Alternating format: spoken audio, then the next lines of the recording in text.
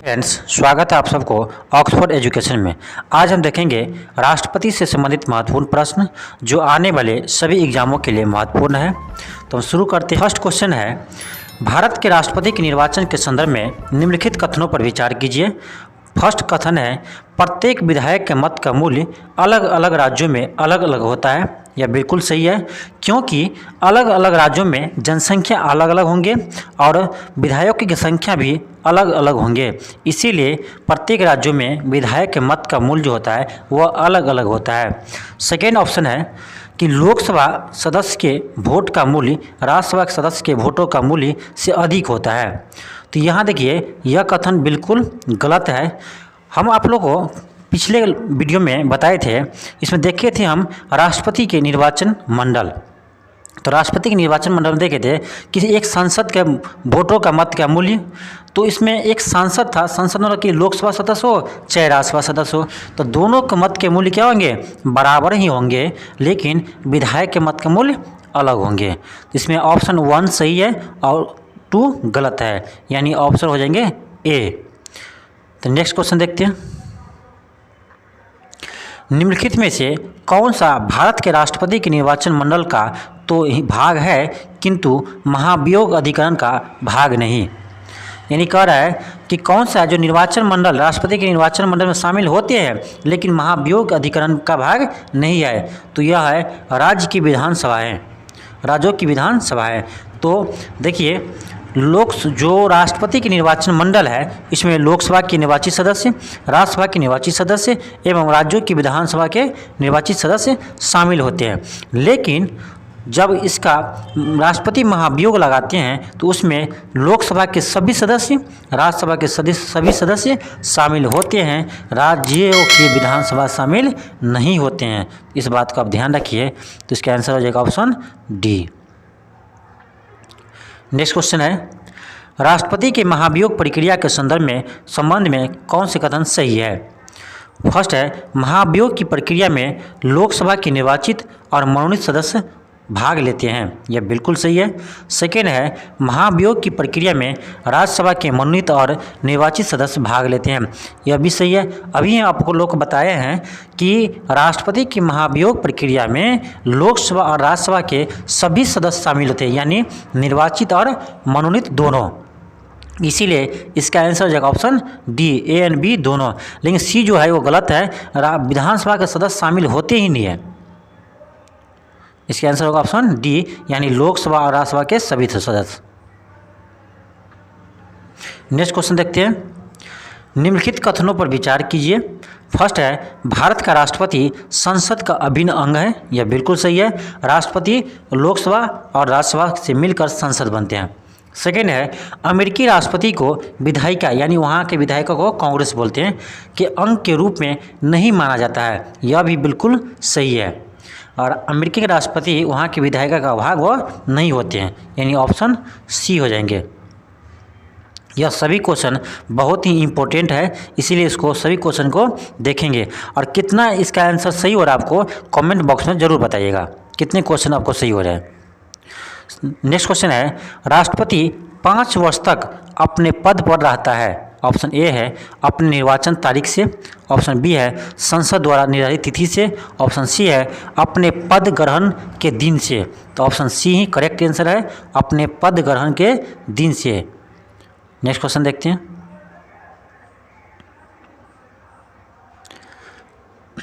निम्नलिखित कथनों पर विचार कीजिए। यह क्वेश्चन देखिए, बहुत ही इंपॉर्टेंट क्वेश्चन है।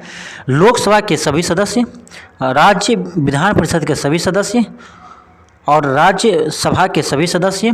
ऑप्शन 4 है राज्य विधानसभा के सभी सदस्य। उपयुक्त सदस्य में कौन राष्ट्रपति निर्वाचन हेतु निर्वाचन मंडल का हिस्सा है। अब देखिए क्या कह रहा है, निर्वाचन मंडल का हिस्सा है तो कौन होता है, लोकसभा के सभी सदस्य। गलत है, क्योंकि लोकसभा के सिर्फ निर्वाचित सदस्य ही शामिल होते हैं। सेकेंड है, राज्य विधान परिषद के सभी सदस्य, विधान परिषद के सदस्य शामिल होते ही नहीं है, ये भी गलत है। ऑप्शन 3 है राज्यसभा के सभी सदस्य, यह भी गलत है, क्योंकि राज्यसभा के सिर्फ निर्वाचित सदस्य शामिल होते हैं। 4 है राज्य विधानसभाओं के सभी सदस्य, यह भी गलत है क्योंकि राज्य विधानसभाओं के भी निर्वाचित सदस्य ही शामिल होते हैं, यानी इसका ऑप्शन हो जाएगा डी, इनमें से कोई नहीं, उपयुक्त में से कोई नहीं। नेक्स्ट क्वेश्चन देखते हैं। इस बात को आप ध्यान रखिए कि राष्ट्रपति के निर्वाचन में सिर्फ निर्वाचित सदस्य ही शामिल होते हैं। नेक्स्ट क्वेश्चन है अध्यादेश जारी करने का अधिकार राष्ट्रपति को कौन सा अधिकार है? यह क्वेश्चन बहुत बढ़िया है। कहा अध्यादेश जारी करने की शक्ति जो है आर्टिकल 123 1 2 3, यह कौन सी शक्ति है? तो यह एक विधायी शक्ति है, ध्यान रखिएगा, यह एक विधायी शक्ति है। किस अनुच्छेद में है? 123 आर्टिकल 1 2 3। नेक्स्ट क्वेश्चन देखते हैं हम। निम्नलिखित में कौन सा संवैधानिक विशेष अधिकार राष्ट्रपति का नहीं है? कौन सा अधिकार नहीं है? ऑप्शन ए साधारण बिल को पुनर्विचार हेतु लौटाना, यह बिल्कुल सही है। ऑप्शन बी धन विधेयक को पुनर्विचार हेतु लौटाना, यह बिल्कुल गलत है, यही अधिकार राष्ट्रपति के पास नहीं है। धन विधेयक पर स्वीकृति देना यह अनिवार्य है, राष्ट्रपति उसे पुनर्विचार के लिए लौटा नहीं सकता है। ऑप्शन बी हो जाएंगे। जबकि लोकसभा का भंग करने की शक्ति है राष्ट्रपति के पास। ऑप्शन 4 है प्रधानमंत्री की नियुक्ति, ये भी राष्ट्रपति के पास है। तो कौन सा नहीं है? ऑप्शन बी धन विधेयक को पुनर्विचार हेतु लौटाना, नहीं लौटा सकते हैं। नेक्स्ट क्वेश्चन है राष्ट्रपति लोकसभा को कब भंग कर सकते हैं? ऑप्शन ए भारत के मुख्य न्यायाधीश के अनुशंसा पर। ऑप्शन बी लोकसभा के अनुशंसा पर। ऑप्शन सी केंद्रीय मंत्रिमंडल के अनुशंसा पर। ऑप्शन डी राज्यसभा के अनुशंसा पर।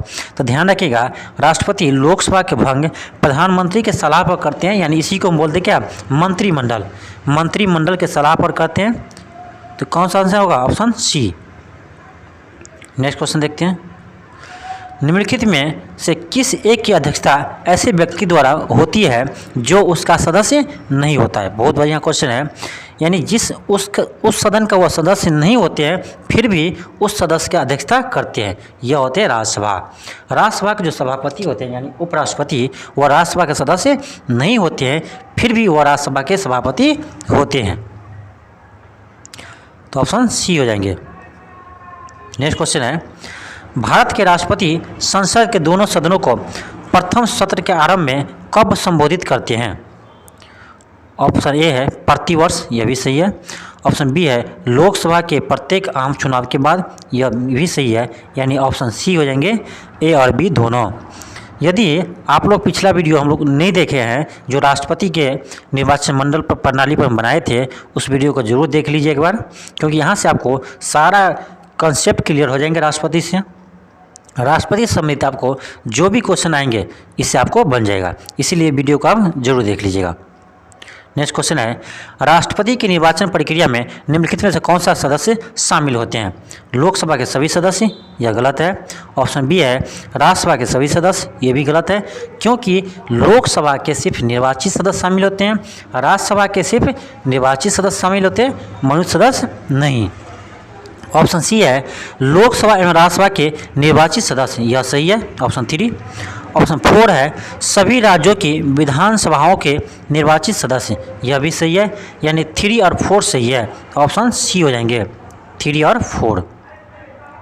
यह सभी क्वेश्चन बहुत ही इम्पोर्टेंट क्वेश्चन है, हम बहुत ही मेहनत से इस क्वेश्चन को बनाए हैं, इसीलिए आप लोग इस वीडियो को शेयर, लाइक एंड सब्सक्राइब कर दीजिएगा। हमारे चैनल पर यदि न्यू है तो इस चैनल को आप ज़रूर सब्सक्राइब कर लें। आपको जब तक बीपीएससी की एग्ज़ाम होगा तब तक आपको हम पूरा क्वेश्चन कराएंगे, जो भी जितना भी इम्पोर्टेंट क्वेश्चन है सारा क्वेश्चन लेकर आएंगे, चाहे वो साइंस को, चाहे वो इकोनॉमिक्स को, चाहे वो इतिहास को। इसीलिए इस चैनल को एक बार ज़रूर सब्सक्राइब कर लीजिए।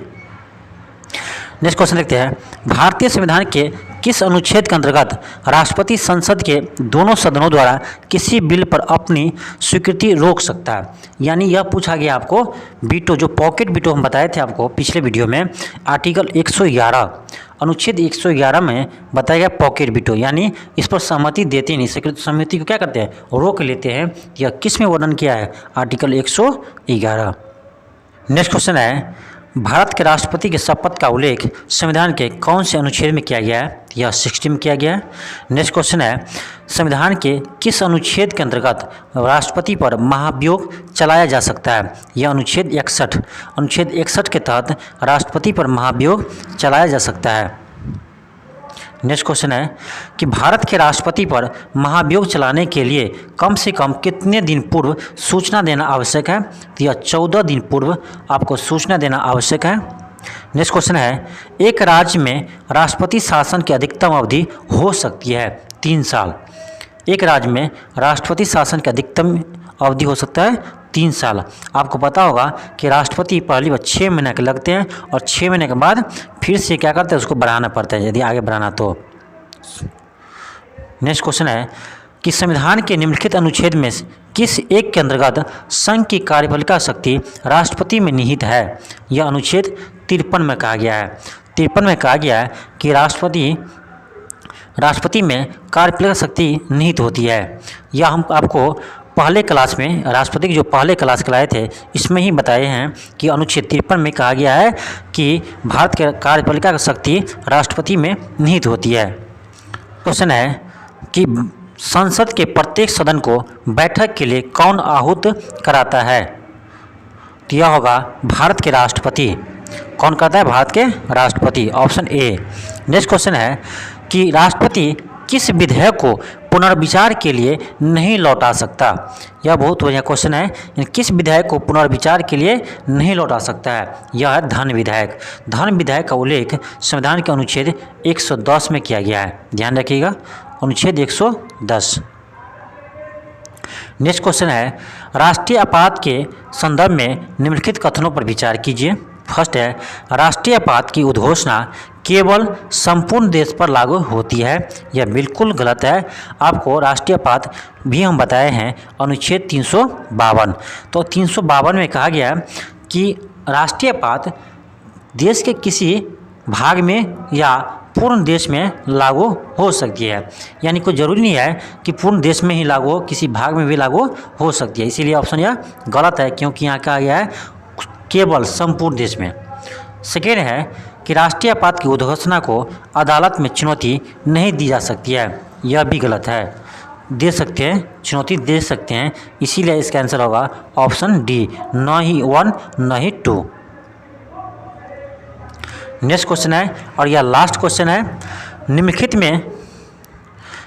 में किस सूची में के विषय पर राष्ट्रपति अध्यादेश जारी कर सकता है? यह सभी क्वेश्चन बहुत ही इंपॉर्टेंट क्वेश्चन है। यह होता है आपको संघ और समवर्ती सूची। संघ और समवर्ती सूची पर राष्ट्रपति अध्यादेश जारी कर सकता है, क्योंकि संघ सूची पर ही आप केंद्र सरकार कानून बनाते हैं और समवर्ती सूची पर राज्य और केंद्र दोनों बनाते हैं। इसीलिए केंद्र आपको समवर्ती सूची पर भी अध्यादेश जारी कर सकते हैं। थैंक यू, धन्यवाद।